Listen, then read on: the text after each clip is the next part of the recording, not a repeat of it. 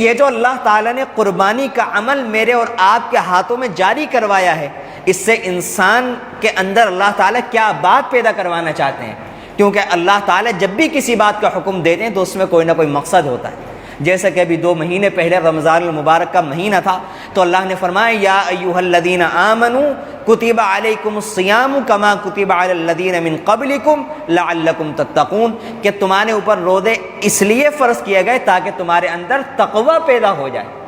روزے سے تقوی پیدا ہوتا ہے۔ اسی طرح سے اللہ رب العزت اس قربانی کے واقعے کے ذریعے سے ہمیں کیا سبق دینا چاہتے ہیں، ذرا سا ہم اس کے اوپر غور کریں اور یہ سوچیں کہ ایک اللہ کا بندہ، ایک اللہ کو ماننے والا، ایک اللہ سے سچی محبت کرنے والا، یہ میں نے 2-3 جملے بولے۔ اب میں آپ سے سوال کرنا چاہتا ہوں اور آپ ہی کی طرح اپنے آپ سے بھی سوال کرنا چاہتا ہوں کہ کیا ہم اللہ کو ماننے والے نہیں ہیں؟ کیا ہم حضرت ابراہیم علیہ السلام کی طرح اللہ کے بندے نہیں ہیں؟ کیا ہم حضرت ابراہیم علیہ السلام کی طرح اللہ سے محبت کرنے کا دعویٰ کرنے والے بندے نہیں ہیں؟ وہ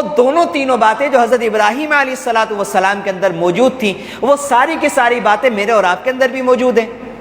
ایک طرف وہ اللہ کا بندہ، اگر اللہ کا حکم آ جائے تو وہ اپنے بیٹے کی گردن پر چھری پھیرنے کو تیار، اور اس نے اپنی طرف سے چھری پھیر کر دکھا دی اور اپنی طرف سے اپنی دانش کے اندر اپنے بیٹے کو قربان بھی کر دیا۔ اور ایک طرف میں اور آپ اللہ کی محبت کا دعویٰ کرنے والے، اللہ کی نعمتوں کو ہر دم کھانے والے، کہاں آسمان کی نعمت، کیسی زمین کی نعمت، ہزاروں قسم کے پھول، ہزاروں قسم کے پھل، ہزاروں قسم کی سبزیاں، کتنے سارے جانور اللہ تعالیٰ نے آج تک ہمیں کھلا دیے، کتنے سارے پرندوں کا گوشت ہم کھا چکے، کتنے سالوں سے ہم نے دھوپ استعمال کی، کتنے سالوں سے ہم نے چاند کی چاندنی استعمال کی، کتنے سالوں سے ہم نے ہوائیں استعمال کی، کتنے سالوں سے ہماری ناک سانس لے رہی ہے، کتنے سالوں سے ہماری آنکھیں دیکھ رہی ہیں، کتنے سالوں سے ہماری زبان بول رہی ہے، کتنے سالوں سے ہمارے کان سن رہے ہیں، کتنے سالوں سے اللہ تعالیٰ کی لاکھوں کروڑوں نعمتوں کا ہم استعمال کر رہے ہیں۔ ان نعمتوں کے بدلے میں اگر اللہ تعالیٰ ہم سے یہ سوال کرے کہ میرے بندو تم میرے لیے نمازیں پڑھ لو، یا رمضان کے موقع پر روزے رکھ لو، یا زکوٰۃ فرض ہو تو زکوٰۃ ادا کر لو، یا قربانی فرض ہو، قربانی واجب ہو تو قربانی کر لو، یا چند موٹے موٹے گناہ ہیں، اللہ تعالیٰ فرماتے ہیں کہ ان سے اپنی آنکھ کو بچا لو، کان کو بچا لو، زبان کو بچا لو، اپنے جسم کو بچا لو۔ ایک طرف اللہ کا وہ بندہ کہ جس نے اللہ کی محبت کے اندر اپنے بیٹے کو قربان کر کے دکھایا، ایک طرف ہم اللہ کی محبت کے دعوے کرنے والے، کیا ہم سے اپنی خواہشات قربان نہیں ہوتی؟ ہم سے اپنی نیند نہیں قربان ہوتی اللہ کے نام کے اوپر؟ اگر اللہ تعالیٰ ہمیں یہ حکم دیتے کہ حضرت ابراہیم علیہ السلام کی جگہ ہر سال ہر کسی کو اپنے بیٹے کو قربان کرنا ہے، تب مانیں گے ہم اس کو موحد، تب مانیں گے ہم اس کو مسلمان، تب مانیں گے ہم اس کو مومن، تب مانیں گے ہم اس کو کامل ایمان والا، تو کیا ہم اپنی اولاد کو ذبح کر پاتے؟ یقیناً ہم نہیں کر پاتے۔ اللہ نے ہمارا کتنا خیال فرمایا، ہم جیسے ناقص ایمان والوں پر کتنی مہربانی فرمائی کہ اللہ تعالیٰ نے ہمارے لیے بیٹوں کے ذبح کرنے کا حکم نہیں دیا، اپنی جان کو ذبح کرنے کا حکم نہیں دیا، حتیٰ کہ اپنی انگلی کاٹنے کا بھی حکم نہیں دیا۔ یہ بھی تو ہو سکتا تھا کہ اللہ تعالیٰ یوں کہہ سکتے تھے کہ میں نے اپنے خلیل کو ان کے ایمان کے مطابق ان کے بیٹے کے ذبح کا حکم دیا تھا، تمہارے ایمان کمزور ہیں، تم ہر سال اللہ کے نام کے اوپر اپنی ایک انگلی کاٹو، انگلی نہیں کاٹ سکتے تو انگلی کا ایک پوروا کاٹو۔ لیکن اللہ تعالیٰ نے انگلی اور پوروے کے کاٹنے کی بات تو بہت دور، گہرا ناخن بھی کاٹنے کا حکم نہیں فرمایا۔ اللہ تعالیٰ نے بدلے میں کیا مانگا؟ اللہ تعالیٰ نے بدلے میں یہی کہا کہ بندو اگر تم کچھ کرنا چاہتے ہو، اگر تم بھی محبت کے دعوے کے اندر کھرے اترنا چاہتے ہو، اگر تم بھی محبت کے دعوے دار ہو، اگر تم بھی ایماندار ہو، اگر تم بھی اپنے آپ کو مسلمان مانتے ہو، تو چلاؤ اپنی خواہشات پر، چلاؤ اپنی خواہشات کی گردن پر چھری، چلاؤ اپنے نفس پر چھری، چلاؤ شیطان کی گردن پر چھری۔ اور میرا اور آپ کا یہ حال ہے کہ ہم اپنے بچوں کی گردن پر تو اگر اللہ کا حکم ہوتا کیا چھری چلاتے؟ ہم تو ایسے ناکارہ، ایسے نکمے اور ایسے ناقص ہو گئے ہیں کہ ہم سے اپنے خواہشات کی گردن پر بھی چھری نہیں پھیری جاتی۔ فجر کی نماز کا کیا معاملہ ہے؟ سوائے اس کے کیا معاملہ ہے کہ اس وقت نیند آ رہی ہوتی ہے، نیند ہم سے اللہ کے نام کے اوپر قربان نہیں ہوتی، اس کے باوجود ہمیں ایسا محسوس ہی نہیں ہوتا کہ ہمارے ایمان کے اندر کسی قسم کی کمی ہے۔ سارے دین پر عمل کرنے میں اگر کوئی چیز رکاوٹ ہے، اگر کوئی چیز آڑ بنی ہوئی ہے، سوائے ہماری خواہشات کے اور کیا آڑ بنی ہوئی ہے؟ کیا اللہ تعالیٰ کا ایسا نظام ہے کہ اگر کوئی بندہ نماز کے لیے چلنا چاہے شیطان اس کو بیڑیوں کے اندر جکڑ دے، شیطان اس کے پیروں میں زنجیر ڈال کر اس کو دیوار سے اور ستون سے باندھ دے۔ اللہ نے ایسا نظام تو نہیں بنایا۔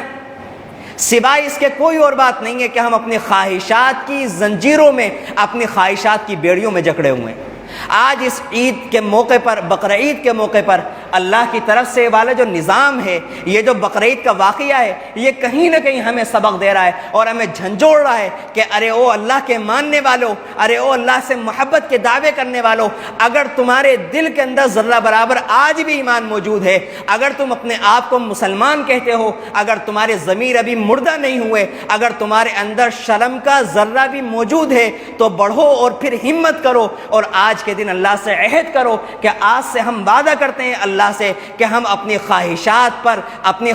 پر چھری پھیریں گے، اپنے نفس کے جذبات پر چھری پھیریں گے اور اپنی خواہشات کو قربان کر کے نمازی بنیں گے۔ نماز کا پکا ارادہ کریں، اللہ کے ہر حکم کو ماننے کا ارادہ کریں، ہر گناہ سے دور ہونے کا ارادہ کریں۔ یہ قربانی کا واقعہ ہمیں کہیں نہ کہیں یہ سبق ضرور دیتا ہے۔ لن ینال اللہ لحومها ولا دماؤها وَلَكِنْ يَنَالُهُ التَّقْوَى مِنْكُمْ۔ اللہ تعالیٰ فرماتے ہیں قربانی کا نہ میرے یہاں گوشت پہنچے گا نہ خون پہنچے گا، وَلَكِنْ يَنَالُهُ التَّقْوَى مِنْكُمْ، اللہ تعالیٰ کے یہاں تو دل کی کیفیت پہنچتی ہے۔ لیکن آج یہاں پر ایک بات اور بیان کر دوں کہ ہم لوگ ہر اعتبار سے پستی کی طرف، خصوصاً دین کے اعتبار سے پستی کی طرف دن بدن جاتے جا رہے ہیں۔ انہی باتوں میں سے ایک بات یہ بھی ہے کہ قربانی کا اتنا عظیم الشان عمل کہ جس کو کرتے وقت ہمیں یہ سوچنا تھا کہ آج کے دن اگر اللہ نے فضل نہ فرمایا ہوتا تو ہم اپنے ہاتھوں سے اپنے بچے کو ذبح کر رہے ہوتے یا اپنے آپ کو ذبح کر رہے ہوتے، کیونکہ ہر اللہ سے محبت کرنے والے کا یہ فرض ہے، یہ دلی فرض ہے کہ وہ اپنے آپ کو اللہ کے نام کے اوپر قربان کر دے۔ لیکن اللہ نے اپنے فضل سے ہماری جان اور ہماری اولاد کی قربانی نہ لے کر ہم سے جانور کو قربان کروایا اور ہمیں بدلے میں وہی ثواب دیا۔ لیکن جس وقت ہم جانور کو ذبح کر رہے ہوتے ہیں اور یہ جو جانور کو ذبح کرنے والا عمل تھا، یہ سراسر ریاکاری اور دکھاوے کے اندر چلا گیا۔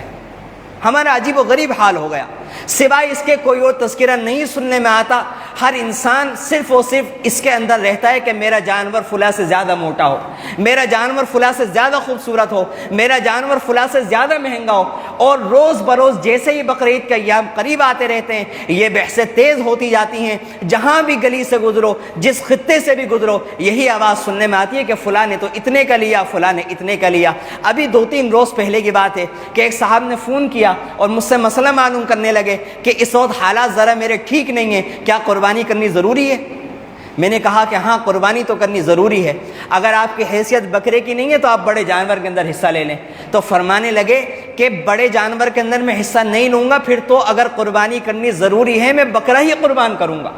اور یہ مسئلہ صرف انہی کا نہیں بلکہ نہ جانے ایسے کتنے لوگوں کے یہ مسائل ہیں، اور اکثریت کی یہی سوچ بنتی جا رہی ہے۔ کہنے لگے بکرا اس لیے ذبح کروں گا، نہیں تو لوگ کہیں گے کہ 2-3 سال قربانی کر کے تھک گئے، یا کوئی اللہ کا بندہ مجھ سے یوں نہ کہہ دے کہ اتنا سارا پیسہ گھر میں رکھا ہوا ہے اور قربانی کرنے کے لیے ان کے پاس پیسہ نہیں۔ میں نے ان سے کہا کہ آپ اس بات کو یہیں پر ختم کر دیں، نہیں تو آپ قربانی کریں گے بھی اور آپ کی قربانی مٹی۔ میں نے ان سے سوال کیا کہ آپ کو اللہ کو راضی کرنا ہے قربانی کے ذریعے، یا لوگوں کے طعنوں سے بچنا ہے، یا لوگوں کو خوش کرنا ہے؟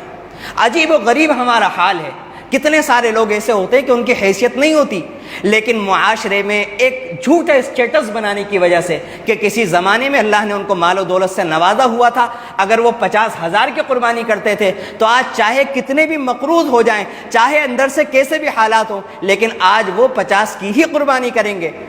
صرف اس وجہ سے کہ کہیں لوگ یہ نہ کہیں کہ تمہارے حالات خراب ہو گئے، یا لوگ کوئی بات نہ کہہ دیں، صرف اور صرف دکھاوا، صرف اور صرف ریاکاری۔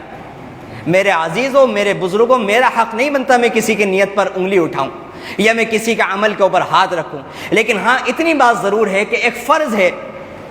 ہے علم کی نسبت کی وجہ سے کہ لوگوں کے اعمال کو دین کے اعتبار سے خراب ہونے سے بچانا اور اس کی فکر کرنا قرآن و حدیث کی روشنی میں ضروری ہے۔ اس لیے آپ کی خدمت میں یہ بات عرض کر رہا ہوں کہ سراسر اللہ کی رضا کے لیے ہم اس عمل کو کریں، اور جس وقت قربانی کا جانور لیں اس وقت بھی یہ استحضار رہے کہ مجھے تو اپنی جان کو قربان کرنا تھا، لیکن میری جان کی قربانی کے بدلے میں اللہ نے فضل فرمایا اور اس جانور کو مجھے قربان کرنا ہے۔ جب جانور کی گردن پر چھری پھیرے اس وقت بھی یہی تصور تصور ذہن میں رہے، کیونکہ اللہ کے یہاں وہی کیفیت پہنچے گی۔ اللہ کے یہاں یہ نہیں پہنچتا کہ 30,000 کا جانور ہے یا 40,000 کا جانور ہے۔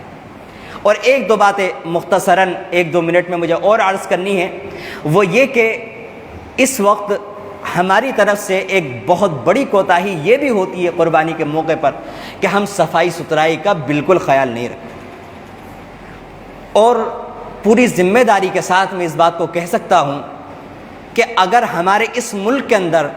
ہمارے دینی احکامات پر، اسلامی تعلیمات پر سوالات غیروں کی طرف سے اعتراضات ہو رہے ہیں تو اس میں کہیں نہ کہیں ایک بہت بڑا حصہ ہماری غلطیوں کا ہے۔ قربانی کے موقع کے اوپر ہماری گلیوں کا، ہمارے محلوں کا، ہمارے علاقوں کا یہ حال ہوتا ہے کہ صرف غیر ہی نہیں، ہم میں سے بہت سارے اکثر لوگ جب اپنی گلیوں میں سے گزرتے ہیں تو میں خود دیکھتا رہتا ہوں ہر بقرعید کے موقع پر کہ ناک پر کپڑا رکھ کر یا ناک پر ہاتھ رکھ کر یا ناک کو بند کر کے بہت تیزی کے ساتھ گزرتے ہیں، اور ہم سے خود نہیں گزرا جاتا۔ لیکن عجیب و غریب ہمارا ماحول ہے کہ ہم اپنے گھر کو تو صاف کر لیتے، اپنی گلیوں کو خراب کر لیتے ہیں۔